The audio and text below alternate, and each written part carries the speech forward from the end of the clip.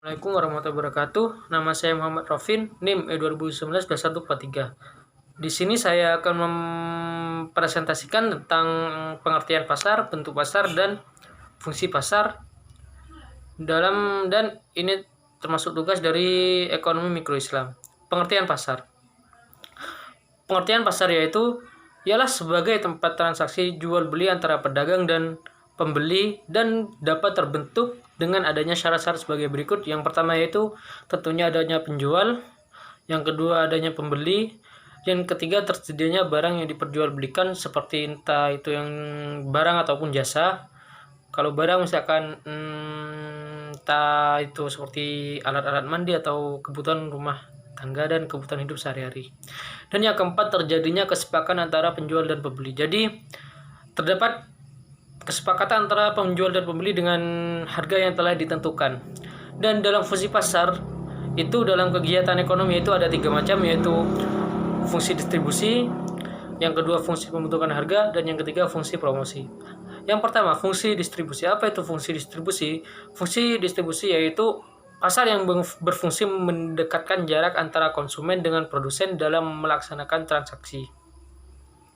Dan pasar memiliki fungsi distribusi itu ialah menyatukan barang-barang hasil produksi kepada konsumen.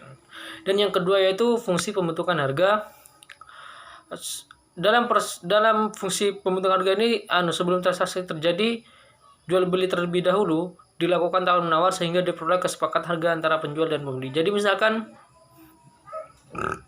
sang pembeli itu tidak setuju dengan harga yang diberikan oleh penjual. Nah, maka dari itu sang pembeli menawar atau saling tawar menawar dari harga yang tersebut. Dan dalam proses tawar menawar itulah keinginan kedua belah pihak atau antara pembeli dan penjual digabungkan untuk menentukan kesepakatan harga atau disebut harga pasar. Yang ketiga yaitu fungsi promosi. Fungsi promosi yaitu merupakan sarana paling tepat untuk ajang promosi karena di pasar banyak dikunjungi para pembeli, dan tentunya pelaksanaan promosi dapat dilakukan dengan berbagai cara, misalkan memasang spanduk, membagikan leaflet, atau juga bisa brosur penawaran seperti itu, dan membagikan sampel atau contoh produk yang ingin dipromosikan. Yang terakhir yaitu bentuk-bentuk pasar. Bentuk-bentuk pasar dapat dibagi sebagai berikut. Yang satu, bentuk pasar menurut sifat wujud barang dan cara penyerahannya. Yang kedua, bentuk pasar menurut luas wilayah atau kegiatannya. Yang ketiga, bentuk pasar menurut organisasi pasar atau hubungan antara pembeli dan penjual. Yang keempat, menurut waktu penyelenggaraannya. Dan yang kelima, menurut jenis barang yang diperjualbelikan.